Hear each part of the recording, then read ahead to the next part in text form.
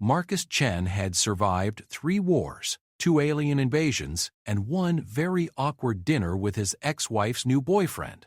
What he hadn't expected was to find himself on the worst blind date in galactic history, one that would end with him adopting 2 half-dragon children and accidentally starting an interspecies revolution.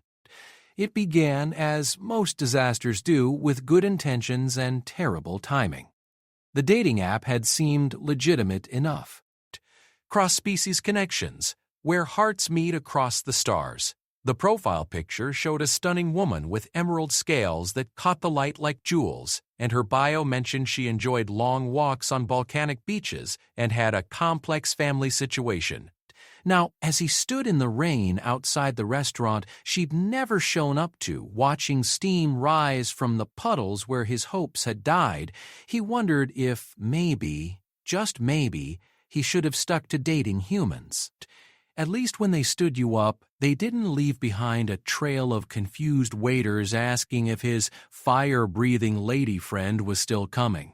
But Marcus Chen had always been the type to finish what he started, even if what he'd started was apparently the most complicated love story in the known galaxy. What he found instead would change everything he thought he knew about family, duty, and why sometimes the best dates are the ones that never happen at all.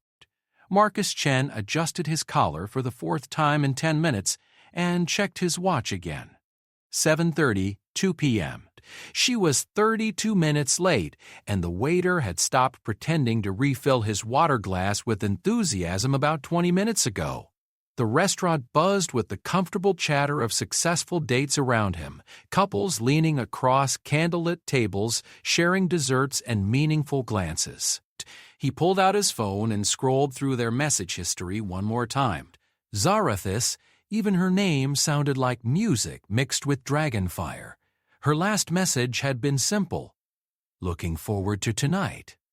The place you picked sounds perfect.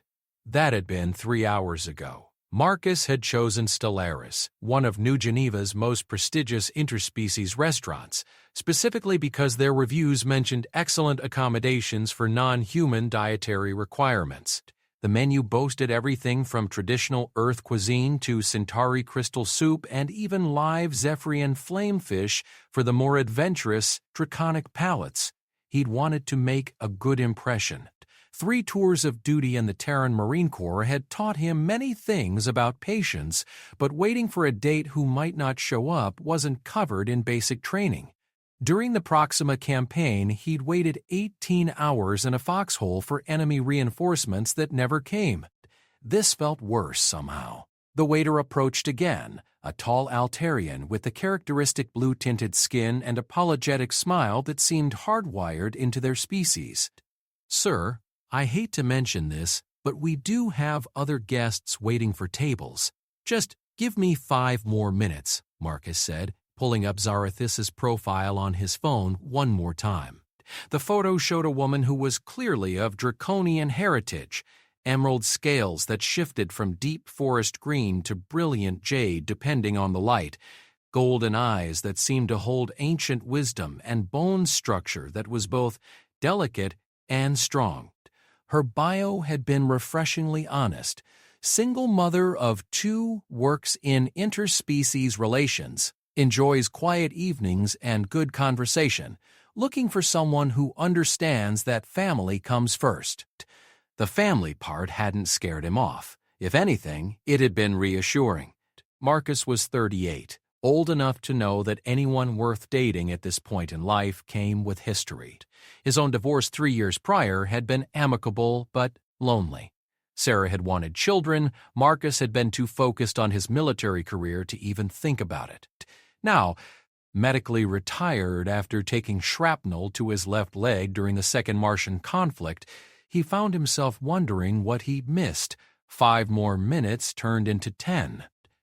The Altarian waiter was joined by what appeared to be the manager, a stern-looking human woman who kept glancing at Marcus's table with increasing frequency. He could take a hint. "Check, please," he said, pulling out his wallet. The waiter looked relieved. As Marcus signed the receipt for his untouched appetizer and 3 glasses of water, his phone buzzed. His heart jumped. Maybe Zarathus was running late. Maybe there had been a family emergency. Maybe the message was from the dating app's automated system. It looks like your date didn't go as planned. Don't worry, there are plenty of other stellar connections waiting for you. Premium members get 20% off their next 3 matches. Marcus stared at the screen. Apparently, he'd been officially stood up by algorithm. Outside Stellaris, the evening air carried the familiar sense of New Geneva's diverse population. Hydrogen sulfide from the Gornish Quarter, the sweet ozone smell that followed crystalline beings, and underneath it all the comforting aroma of Earth-normal rain that the city's weather controllers had programmed for tonight. Marcus stood under the restaurant's awning, watching streams of water cascade from the synthetic sky above. His phone buzzed again. This time it was a text from his buddy Jake. "How'd the hot dragon lady date go? Please tell me you didn't accidentally propose marriage over appetizers." "Remember what happened with the Centauri diplomat's daughter?" Marcus typed back. "She didn't show. I'm officially batting 0 in the interspecies dating scene." Ouch. "Want to grab a beer? I'm at Murphy's with some of the old unit." Marcus almost said yes. Murphy's was comfortable, familiar, full of other ex-military types who understood that some stories were better left untold, and that sometimes the best therapy was a cold beer and terrible jokes about superior officers who weren't around to hear them. But something made him hesitate. Maybe it was stubborn pride, or maybe it was the way the rain seemed to be calling him to walk instead of hiding in a bar. He'd worn his good shoes, the ones that could handle a decent walk, and his leg wasn't bothering him too much tonight. "Rain check," he typed back. "Think I need some air." New Geneva's 3rd District was beautiful at night, especially in the rain. The city planners had done an impressive job integrating architecture from a dozen different species while maintaining something that still felt like home to its human residents. Sleek Altarian spires rose between solid Earth-style brownstones, while draconian thermal regulation systems kept the sidewalks warm enough for bare feet, if you were inclined toward that sort of thing. Marcus walked without direction, letting his feet choose the path. His injury had ended his military career, but it had also given him something he'd never had before: time to notice details. The way street vendors from 6 different species had somehow created a unified neighborhood market. How human children played games with crystalline younglings in the park, their laughter mixing with the harmonic frequencies that passed for crystalline joy. It was the crying that made him stop. The sound was wrong for the neighborhood, too raw, too desperate. It came from an alley between a human-owned bookstore and a Gornish spice shop. Marcus had learned long ago that crying in alleys usually meant trouble, and trouble had a way of finding him whether he was looking for it or not. He found her sitting on a loading dock behind the spice shop, her back against a wall covered in colorful graffiti that mixed Earth languages with Altarian pictographs. Even hunched over with her face in her hands, he recognized her immediately from her profile photo. Zara Hiss was more beautiful in person than her picture had suggested, but beauty wasn't what struck him first. It was the exhaustion that seemed to radiate from her like heat from her naturally warm draconian physiology. Her emerald scales, which had gleamed like jewels in her photo, were dull with stress and fatigue. Her clothes, a simple green dress that had probably looked elegant earlier, were rumpled and stained. And she wasn't alone. 2 small figures sat pressed against her sides, one on each flank like tiny bodyguards. The larger of the 2 appeared to be maybe 8 or 9 years old, with scales that shifted between gold and bronze in the dim alley light. The smaller child, perhaps 5, had scales of deep purple that seemed to absorb rather than reflect the light from the street beyond.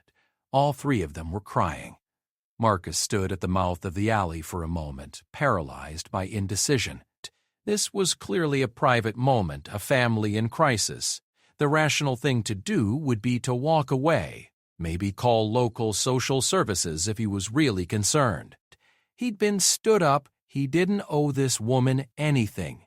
but Marcus Chen had spent half his adult life responding to people in crisis, and old habits died hard. "Zarathis," he called softly, her head snapped up, golden eyes wide with surprise and something that might have been panic. The two children pressed closer to her sides, their own eyes, the older child's a warm amber, the younger one's a deep violet that matched their scales, fixed on him with the wary attention of young creatures who had learned too early that strangers often meant danger. She started, then stopped, her voice rough from crying. "Marcus? How did you—" "I was in the neighborhood," he said, which was technically true. "Are you okay?" It was possibly the stupidest question he'd ever asked. She was clearly not okay. None of them were okay. Zarathis wiped her eyes with the back of her hand, a gesture so human it was startling coming from someone with scales and claws. "I'm sorry," she said. "About tonight, I mean. About the date. I couldn't. There were complications." She gestured vaguely at the two children who were watching Marcus with the intense focus that children usually reserved for potentially dangerous animals or adults who might have candy. "Family emergency?" Marcus asked. "You could say that." Zarathis laughed, but there was no humor in it. "We were evicted today. Apparently, my landlord decided that having draconian children in the building was a fire hazard and violated our lease agreement. 3 months' notice became 24 hours when he found out about." She gestured again at the children. Marcus felt something cold and angry settle in his stomach. He'd seen enough prejudice during his time in the service. Species-based discrimination was officially illegal throughout the Terran Federation, but that didn't stop people from finding creative ways around the law. "Do you have somewhere to go?" he asked. "Eventually." Zarathis' voice was carefully controlled. "I have some calls out, maybe a cousin on Proxima Station who might have room if I can afford transport for 3. Tonight, though?" She shrugged with false casualness. "Hotels don't tend to accept draconian families without a lot of advance notice and security deposits." The older child, the one with gold-bronze scales, spoke up for the first time. "Mom, who is this?" Their voice carried the slight harmonic undertone that indicated draconian heritage, but their standard was perfect, accentless. "This is Marcus," Zarathis said. "He's a friend." Marcus stepped closer, keeping his movements slow and non-threatening. "What are your names?" he asked the children, directly. The older child looked at their mother, who nodded. "I'm Kai," they said. "This is my little sister, Nyx." Nyx peeked out from behind Zarathis' arm, violet eyes studying Marcus with grave intensity. "Are you going to make us move again?" she asked, her voice barely above a whisper. The question hit Marcus like a physical blow. How many times had these children been forced to pack up and leave? How many times had they learned not to get too comfortable anywhere? "No," he said, the word coming out more firmly than he'd intended. "I'm not going to make you move." Zarathis was looking at him strangely. "Marcus, you don't understand the situation. We're not your responsibility. I just need to make some calls, find somewhere—" "When's the last time any of you ate?" Marcus interrupted. The silence that followed was answer enough. Marcus pulled out his phone and started scrolling through apps. "There's a 24-hour place about 6 blocks from here that delivers. Pancakes, eggs, whatever you want. My treat." "We can't accept that," Zarathis said quickly. "You don't know us. You don't owe us anything." "You're right," Marcus said. "I don't know you. But I know what hungry children look like, and I know what it feels like to have nowhere to go." He looked at Kai and Nyx, who were watching this exchange with the alert attention of kids who'd learned to pay close attention to adult conversations that might affect their immediate future. "Besides, we had dinner plans, remember? Just because the restaurant didn't work out doesn't mean we can't eat." Zarathis stared at him for a long moment. "Why?" she asked finally. "Why would you help us? He could have given her any number of reasons. It was the right thing to do, he was a decent person, he'd been trained to help people in crisis. All of those things were true, but they weren't the whole truth. The whole truth was standing right in front of him, a woman who'd put her children's safety ahead of her own social life, 2 kids who'd learned to be brave in circumstances that would terrify most adults, and a family that was still a family despite everything the galaxy had thrown at them. "Because," he said, "I think our date just started." For the first time since he'd found them, Zarathis smiled. It was a small smile, tentative and tired, but it transformed her entire face. "In that case," she said, "I should probably mention that Kai is vegetarian and Nyx only eats things that are purple or gold. Seriously, draconian children often go through color-based eating phases," Zarathis explained. "It has to do with how their digestive systems develop. She's been in her purple-gold phase for 3 months now." Marcus looked at Nyx, who was still partially hidden behind her mother but had relaxed enough to study him with open curiosity rather than fear. "Purple and gold, huh? Challenge accepted." As he scrolled through the delivery app, looking for restaurants that might have purple or gold food at 10 p.m. on a Tuesday night, Marcus realized he was grinning. This was definitely not how he'd expected his evening to go. 2 hours later, Marcus found himself in the surreal position of sharing a loading dock picnic with a dragon woman and her 2 children, surrounded by empty takeout containers from 4 different restaurants. It had taken calls to 6 establishments to find enough purple and gold food to satisfy Nyx's requirements, but the look of delight on her face when she discovered golden corn fritters and purple cabbage soup had been worth every awkward conversation with confused restaurant workers. "So," Zarathis said, picking at her own meal, a sensible order of grilled fish and vegetables that suggested someone accustomed to stretching a food budget, "tell me about yourself, Marcus Chen. What does a human do when he's not rescuing homeless draconian families from alleys?" Marcus leaned back against the wall, watching Kai methodically work through a plate of vegetarian pasta while Nyx constructed elaborate sculptures from her corn fritters. The rain had stopped, leaving the air clean and cool, and the harsh streetlight at the alley's mouth had softened into something almost romantic, if you ignored the dumpster and the graffiti. "I'm retired military," he said. "Terran Marine Corps, served for 15 years before I took some shrapnel in the wrong place and got medically discharged." What do you do now? That was the question he'd been dreading. 3 years out of the service, and he still didn't have a good answer. "I'm figuring that out," he admitted. "I do some consulting work, help businesses navigate interspecies relations protocols. It's not exactly saving the galaxy, but it pays the bills." "Mom used to save the galaxy," Kai said without looking up from their pasta. "Before everything went wrong?" Zarathis flinched almost imperceptibly.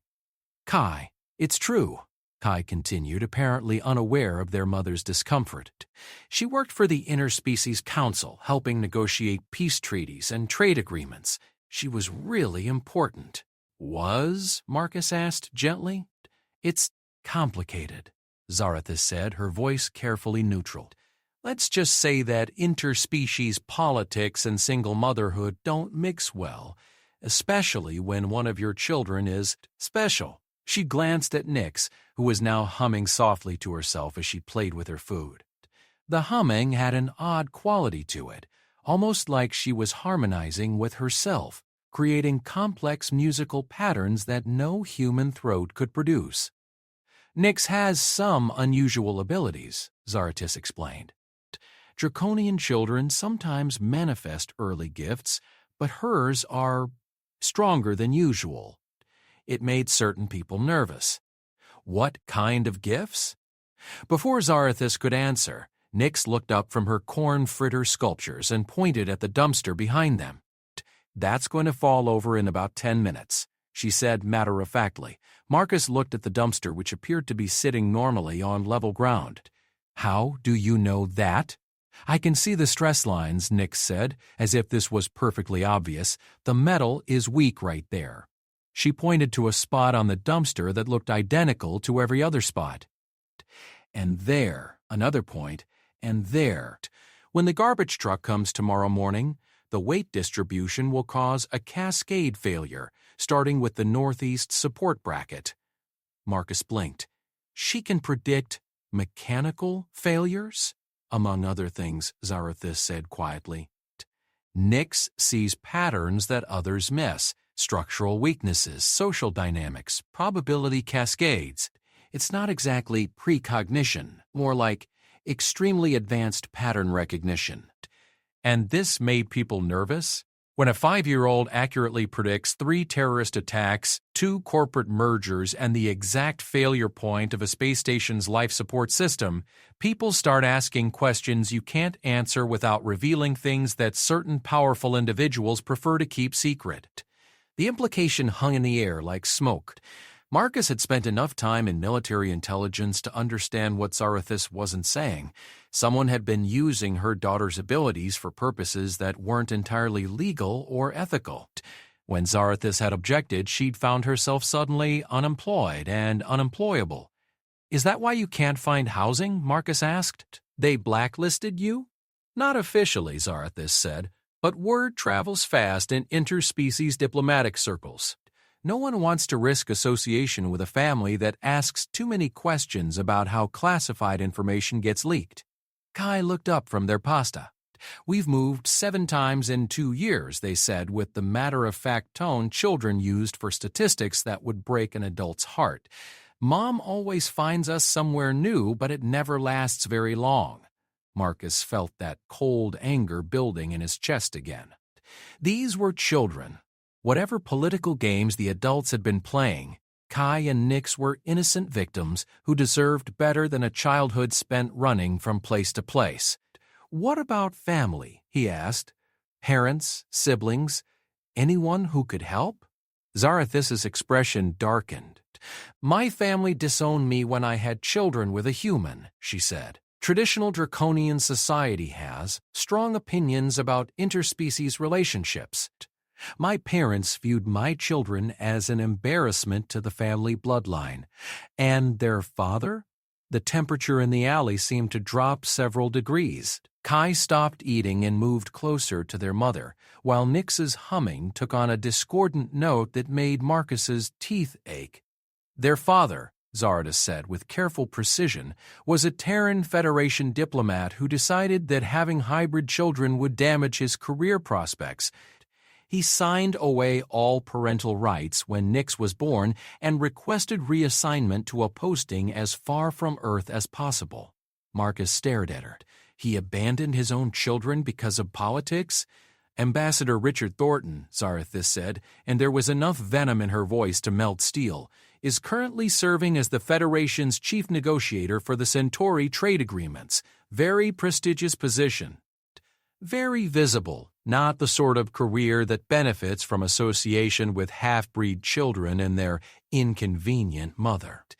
The name was familiar. Marcus had heard it in news broadcasts, seen it in the political commentary feeds.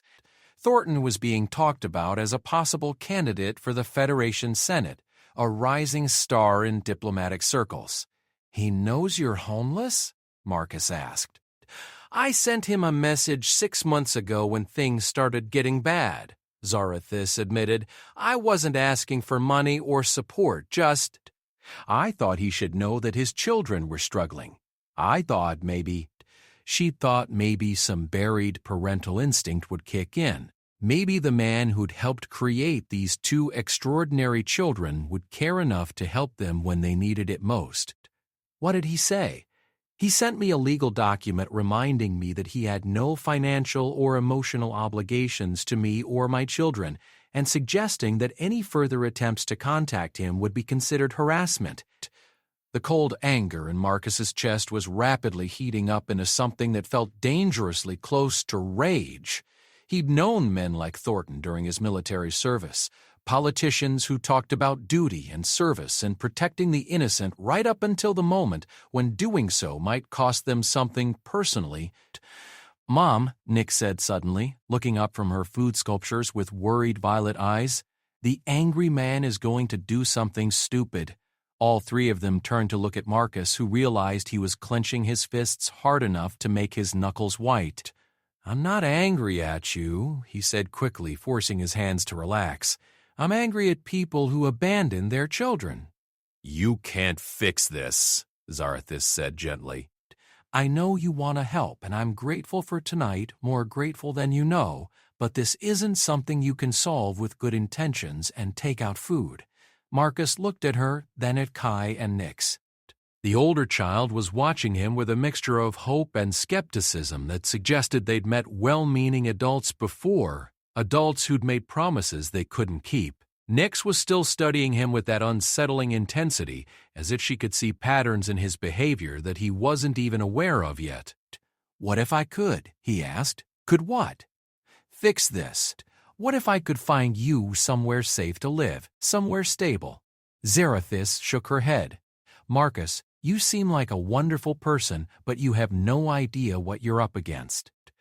This isn't just about finding an apartment. There are people with significant power who want my family to disappear quietly. Anyone who helps us risks becoming a target themselves." "I've been a target before," Marcus said. "It didn't go well for the people doing the targeting. This is different. These aren't enemy soldiers you can fight with tactics and weapons. These are politicians and bureaucrats who fight with paperwork and social pressure and economic warfare. They can destroy your reputation, your career, your future, all while maintaining perfect deniability." Marcus was quiet for a moment, thinking. Then he pulled out his phone and started scrolling through his contacts. "What are you doing?" Zarathis asked. "Making some calls." "Marcus, it's almost midnight. Who are you going to call at midnight?" Marcus found the contact he was looking for and hit the call button. It rang twice before a gruff voice answered. "This better be good, Chen, or I'm hanging up and blocking your number." "Hey, Jake, remember how you're always telling me I should use my GI benefits to buy a house instead of renting?" "Yeah. So? You finally coming to your senses?" "Something like that. How fast can you find me a place with at least 3 bedrooms, somewhere with good schools and a fenced yard? How fast do you need it?" Marcus looked at Zarathis and the children, who were all staring at him with various expressions of confusion and disbelief. "By tomorrow afternoon?" There was a pause. "Jesus, Marcus, what kind of trouble are you in now? The kind where you help people instead of hurting them." Another pause, longer this time. Jake had served under Marcus for 2 tours. He knew when his former commanding officer had made up his mind about something. "Give me 12 hours, Jake said. "I know a realtor who owes me a favor." "But Chen, yeah? You better know what you're doing." Marcus ended the call and looked at 3 pairs of eyes staring at him in shock. "You can't be serious," Zarathis said. "I'm always serious about housing," Marcus replied. "It's one of my many charming qualities." "But you don't even know us. We could be criminals or con artists or—" "Are you?" "No, of course not, but—" "Then we're good." Kai had stopped eating entirely and was staring at Marcus as if he'd just announced his intention to personally relocate the moon. "Are you really going to let us live with you?" they asked in a small voice. "If your mom says it's okay," Marcus said. "And if you don't mind sharing space with someone who snores and drinks too much coffee and sometimes talks to the news feeds when they say stupid things," Nyx tilted her head, considering this.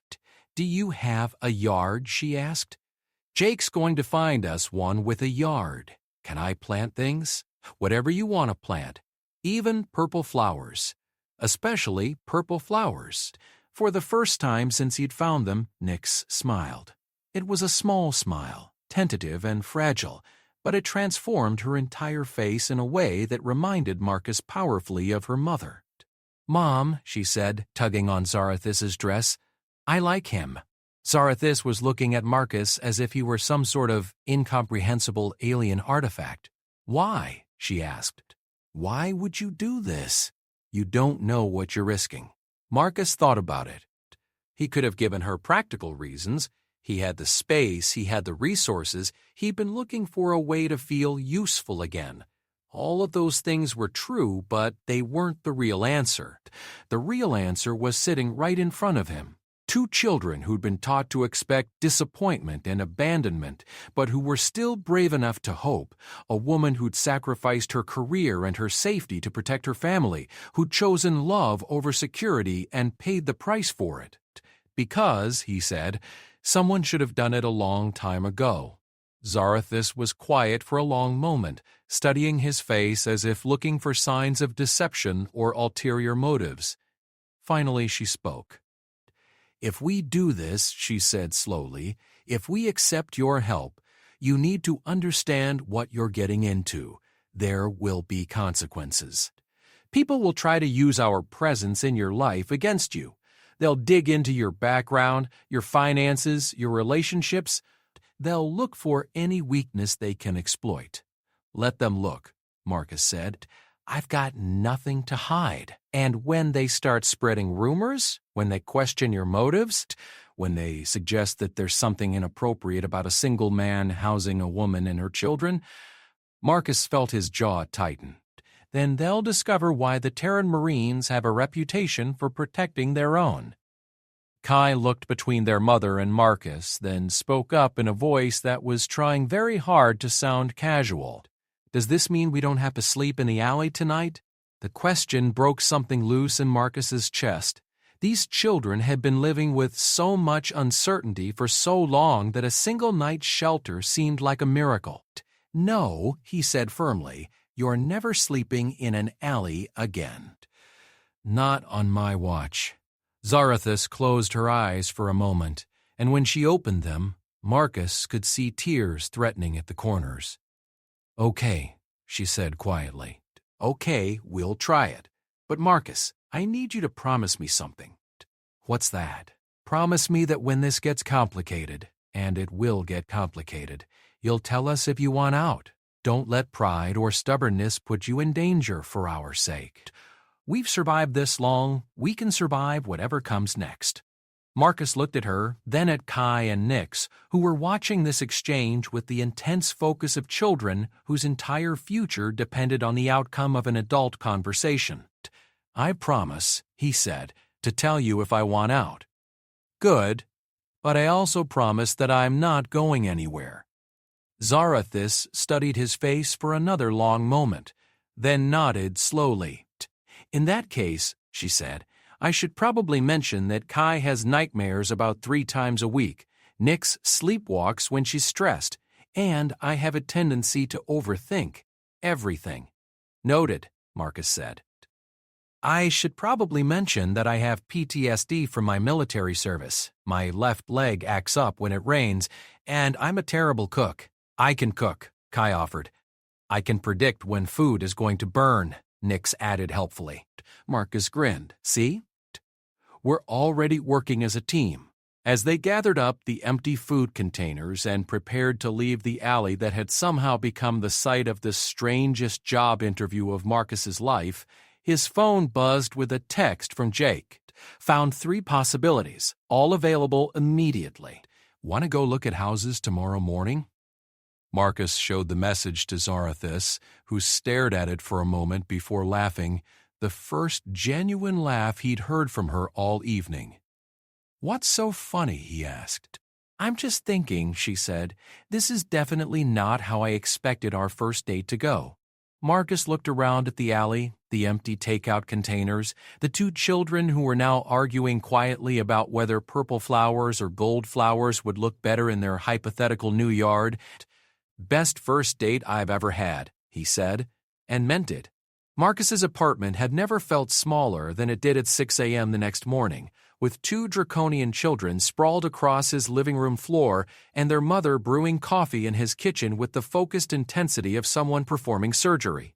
He'd given Zarathus his bed and taken the couch himself, while Kai and Nix had insisted on sleeping in a nest of blankets and pillows that they'd constructed between his coffee table and entertainment center.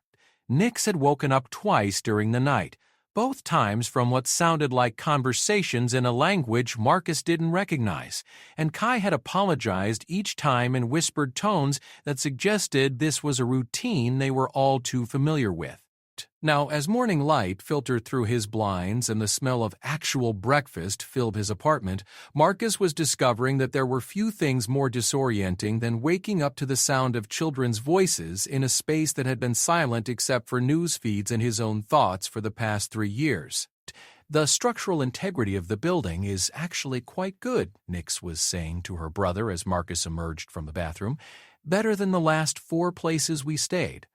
The support beams are properly reinforced, and the electrical system was upgraded recently. How can you tell all that just by looking around? Marcus asked, settling into his kitchen chair with a cup of coffee that was, surprisingly, exactly the way he liked it. She can see the patterns, Kai explained, looking up from what appeared to be homework spread across Marcus's coffee table. Heat signatures from the wiring, stress patterns in the walls, probability cascades in the building's maintenance schedule. Probability cascades in the building's maintenance schedule. Probability cascades. Nix doesn't just see what is, she explained. She sees what's likely to happen based on current patterns. It's like having a probability calculator in her head that runs constantly. Is it overwhelming? Marcus asked Nix directly. Seeing all those patterns all the time? Nix considered this with the seriousness that children brought to questions about their inner lives. Sometimes, she admitted, but mostly it's just normal, like how you probably don't notice breathing until someone asks you about it. Except, Kai added, when she notices patterns about people. That's when things get weird. Weird how? Before anyone could answer, Marcus's phone rang. Jake's name appeared on the screen and Marcus grabbed it quickly. "Please tell me you found something," he said by way of greeting. "Better than that.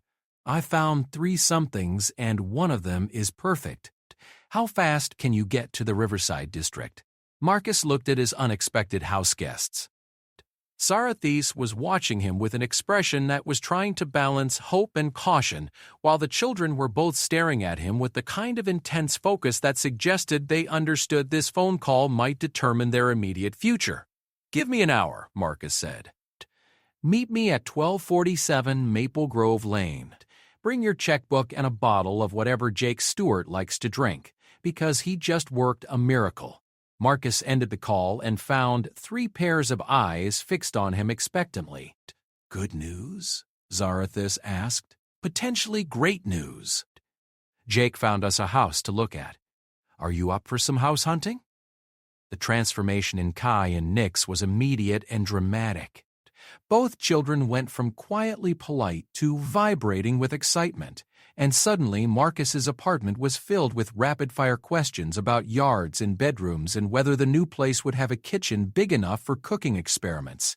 "Hold on," Zarathis said, raising her voice slightly to cut through the chatter. "We need to talk about practical things first, like how much this is going to cost and what the lease terms are, and I'm buying." The silence that followed was profound. "Marcus," Zarathis said carefully, "you can't buy a house just because you met us yesterday. That's not how responsible adults make major financial decisions." "Sure it is. I've been thinking about buying a house for months. Jake's been nagging me about it constantly. You and the kids need a stable place to live. It's a logical solution to multiple problems. But the expense is not your concern." Marcus's voice was gentle but firm. "I have savings, I have a steady income, and I have GI benefits that make the financing easier than you'd think. The only question is whether you'll let me do this." Nix, who had been uncharacteristically quiet during this exchange, suddenly spoke up. "He means it," she said, looking at her mother with those unsettling violet eyes. "The decision patterns are already locked in. He's going to buy a house whether we go with him or not, because he's decided it's what he wants to do. The only variable is whether we'll be there to help him figure out what to do with all the extra space." Marcus stared at her. Is she always that accurate about people's intentions? "Disturbingly so," Zarathis said, but there was pride in her voice. "Kai, go get dressed. Nix, you too. If we're going house hunting, we should at least look respectable." The next hour passed in a blur of activity that reminded Marcus of military operations, efficient, purposeful, and focused on a clear objective. Zarathis had somehow managed to transform his basic breakfast supplies into a meal that actually looked like something from a restaurant, while Kai and Nix took turns in his bathroom and emerged looking considerably more polished than they had the night before. "Ready?" Marcus asked, grabbing his keys. "Are you sure about this?" Zarathis asked one more time as they headed for the elevator. "I'm sure about helping you," Marcus said. "I'm sure about wanting a house. Everything else we can figure out as we go." The Riverside District was one of New Geneva's newer neighborhoods, designed specifically for interspecies families who wanted suburban comfort without sacrificing urban convenience. The houses were larger than the downtown apartments, with yards and parks and schools that advertised multicultural learning environments in 6 different languages. Jake Stewart was waiting for them in the driveway of 1247 Maple Grove Lane, leaning against his battered pickup truck and grinning like he'd just won the lottery. "Chen," he called as Marcus pulled up, "you owe me a case of Altarian beer and a dinner at that expensive place you're always pretending you can't afford." "That good?" Marcus asked, climbing out of his car. "See for yourself." Not just good, not just adequate, perfect. 2 stories, 4 bedrooms, a kitchen that was large enough for a family to actually spend time in, and a backyard that was big enough for gardens and children and whatever else a family might need space for. But more than that, it felt right. Marcus had looked at dozens of apartments over the years, and most of them had felt like places to store his belongings between deployments. This felt like a place where people could build a life. The previous owners were transferred off-world suddenly, Jake explained as he led them through the rooms. They need to sell fast, which means the price is about 15% below market value.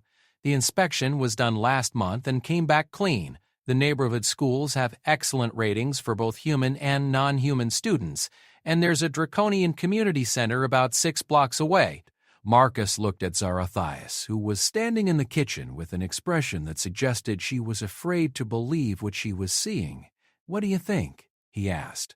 "I think," she said slowly, "that this is the most beautiful house I've ever seen." "Mom," Nix called from somewhere upstairs, "my room has a window that faces east. I can watch the sunrise. And there's a reading nook in mine." Kai added, "with built-in bookshelves." Jake nudged Marcus with his elbow. "I told you I'd find something good." "How fast can we close?" Marcus asked. "If you're paying cash, we could have papers signed by tomorrow afternoon." Marcus was about to respond when his phone buzzed with a call from an unknown number. He almost ignored it, but something about the timing felt wrong. "Marcus Chen," he answered. "Mr. Chen, this is Deputy Administrator Harrison Walsh from the Federation Child Welfare Services. I need to speak with you about a very serious matter." Marcus felt ice form in his stomach. What kind of matter? "It's come to our attention that you may be housing minor children without proper authorization or background clearance. I'm afraid I'm going to need you to bring those children to our offices immediately for a welfare assessment." Marcus looked at Zarathis, who had gone pale. She'd obviously heard enough of the conversation to understand what was happening. "I don't know what you're talking about," Marcus said carefully. "Chen, we have reliable reports that you are currently in possession of 2 hybrid children whose legal status is complicated.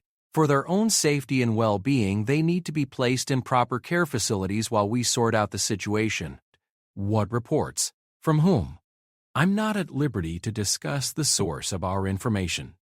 However, I can tell you that failure to comply with this request will result in more serious legal action. The Federation takes child welfare very seriously, especially in cases involving interspecies adoption irregularities." Marcus ended the call and looked at his phone screen, his mind racing. Less than 18 hours after he'd met Zarathis and her children, someone had already tracked them down and was using bureaucratic pressure to separate the family. "We have to go," Zarathis said quietly. "Right now." If they're willing to make official calls, they're serious about this. Where? Marcus asked. You said yourself that there's nowhere safe for you to run. I'll figure something out. I always do. Mom, Nick said, appearing at the top of the stairs with that unsettling focus in her violet eyes, running isn't going to work this time. What do you mean? The patterns have changed. Someone with significant resources is actively tracking us now, instead of just passively blocking us. If we run, they'll follow. If we hide, they'll find us.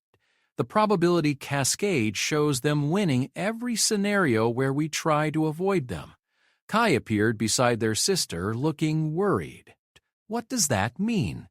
It means, Nick said with the matter-of-fact tone that children used for terrible truths, we have to fight. Marcus looked at Jake, who was watching this exchange with the kind of focused attention he'd once reserved for enemy troop movements. Jake, Marcus said, how do you feel about buying a house under combat conditions? Jake's grin was sharp enough to cut glass. Just like the old days, huh? What do you need? Papers signed and filed before anyone can get a court order to stop us. Can you make that happen? Give me 2 hours. Marcus looked at Zarathus. Are you willing to fight for this? I've been fighting for my children their entire lives, she said. But Marcus, you don't understand what you're up against. These people have connections throughout the Federation government. They can make legal problems appear out of nowhere. Then it's a good thing I have connections too. Marcus scrolled through his phone contacts until he found the number he was looking for. Lieutenant Colonel Sarah Martinez, retired, currently serving as a civilian contractor for the Federation Veterans Affairs Office. The phone rang twice before a familiar voice answered. Marcus, what's wrong? You never call unless something's on fire. Sarah, I need a favor. A big one. How big? The kind that might involve taking on Federation bureaucrats who are harassing veteran families. There was a pause. Are we talking about harassment, or are we talking about someone actually threatening people you care about? Marcus looked at Kai and Nix, who were watching him with the kind of trust that children reserve for adults who had promised to keep them safe. We're talking about someone trying to separate a family because it's politically convenient, he said. Give me details. Marcus spent the next 10 minutes explaining the situation while Jake made rapid phone calls to lawyers and real estate agents and anyone else who might be able to expedite a house purchase. Zarathus kept watch at the windows while Kai and Nix explored their potential new home with the careful attention of people who'd learned not to get too attached to places they might have to leave quickly. Okay, Sarah said when Marcus finished. I think I understand what's happening here. Someone leaked information about the children's abilities to people who see potential profit in exploiting them. When their mother wouldn't cooperate, they decided to remove her from the equation and place the children in a more cooperative environment. Can you help? I can do better than that. I can make sure that anyone who tries to separate a veteran's family is going to have to explain their actions to people who take a very dim view of bureaucratic overreach. They're not technically my family yet. Are you planning to adopt them? Marcus looked at Zarathus, who was staring at him with an expression he couldn't read. If their mother agrees, he said, yes, then as far as the Veterans Affairs Office is concerned, they're your family. Anyone who wants to interfere with that is going to have to go through me first. Marcus ended the call and turned to find everyone watching him expectantly. Well, Zarathus asked. We have backup, Marcus said. The question is whether you're willing to make this official. Official adoption. Legal guardianship. Whatever it takes to make sure no one can separate us again. The silence stretched for what felt like forever. Then Kai spoke up. Does that mean Marcus would be our dad? If you want him to be, Zarathus said softly. Nix tilted her head, studying Marcus with that intense violet gaze. The probability patterns are very complex, she said finally, but they're also very stable. This could work. This could actually work. Is that a yes? Marcus asked. It's a yes from me, Kai said immediately. And from me, Nix added. All eyes turned to Zarathus, who looked around at the house that could be their home, at the children who could finally stop running, at the man who had somehow transformed their worst day into their best chance. "Yes," she said. "It's a yes from all of us." Jake whooped and pumped his fist in the air. "In that case," he said, "let's go buy ourselves a house." The legal battle began exactly 47 minutes after they signed the house papers. Marcus had just finished programming the new security system, a military-grade setup that Jake had somehow acquired through channels that were probably better left unexamined, when the doorbell rang. Through the window, he could see 3 people in expensive suits standing on his new front porch with the kind of posture that suggested they were not here to welcome him to the neighborhood. "Zara," he called softly toward the kitchen, where she was unpacking groceries with the focused intensity of someone trying to make a house feel like home as quickly as possible. "We have company."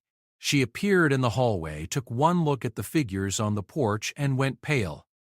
"Federation Family Services," she said. "The tall one in the middle is Deputy Administrator Walsh. The woman on the left is probably a social worker.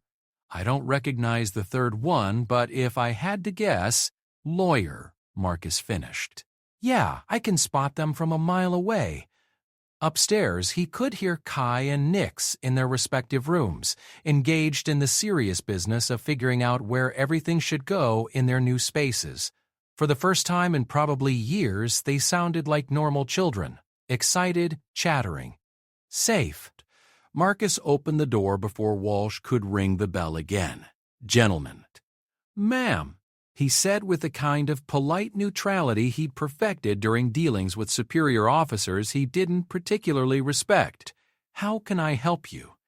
Deputy Administrator Walsh was a tall, thin man with the kind of pale complexion that suggested he spent most of his time in office buildings rather than actual sunlight. His smile was precisely calibrated to suggest friendly concern while delivering none of the warmth that would make it genuine. "Mr. Chen," Walsh said, "I'm Deputy Administrator Harrison Walsh from Federation Child Welfare Services. We spoke on the phone yesterday. This is social worker Linda Hendricks and Attorney General's Office liaison David Park. We're here to conduct a welfare assessment on the minor children currently in your care." "I'm not currently caring for any minor children," Marcus said pleasantly. "I'm caring for my family." "Mr. Chen, we have documentation indicating that you have taken custody of 2 children without proper authorization. While we appreciate your humanitarian impulses, there are proper channels for these kinds of arrangements." "What proper channels would those be?" Walsh consulted a tablet that Park handed him. "Applications for interspecies adoption must be filed through the appropriate Federation offices with background checks, psychological evaluations, and waiting periods of no less than 6 months. Emergency custody situations require immediate notification of local authorities and placement in approved temporary care facilities. And if the children aren't orphans, what if they already have a parent?" "Ms. Zarathus," Hendricks spoke up for the first time, her voice carrying the kind of professional sympathy that social workers learn to deploy like a tool, "has a history of unstable housing and questionable decision-making regarding her children's welfare. Our records show multiple relocations, irregular employment, and association with individuals who may not have the children's best interests at heart." Marcus felt his jaw clench. "What individuals would those be?" "I think we all know the answer to that question, Mr. Chen." "No," Marcus said, his voice dropping into the register he'd once used for subordinates who were about to discover the difference between his normal patients and his last patients. "I really don't." "Why don't you enlighten me?" Park stepped forward, pulling out his own tablet. "Mr. Chen, we're not here to make accusations. We're simply conducting a routine welfare check to ensure that all parties involved are acting in accordance with Federation child protection statutes." "Of course you are. And I'm sure this has nothing to do with certain political figures who might prefer that Nix and Kai be placed somewhere more accessible." The three officials exchanged glances, and Marcus could practically see the mental recalculation happening. They'd expected to intimidate a single civilian who was in over his head. They were discovering that Marcus Chen was not that kind of civilian. Mr. Chen, Walsh said carefully, "I'm not sure what you're implying, but—" "I'm implying," Marcus said, "that someone made a phone call less than 24 hours after I met this family, and suddenly you people are very concerned about the welfare of children who have been living safely with their mother for years. I'm implying that the timing of this concern is suspiciously convenient for people who might have other uses for children with unusual abilities." "That's a very serious accusation," Park said. "Yes, it is.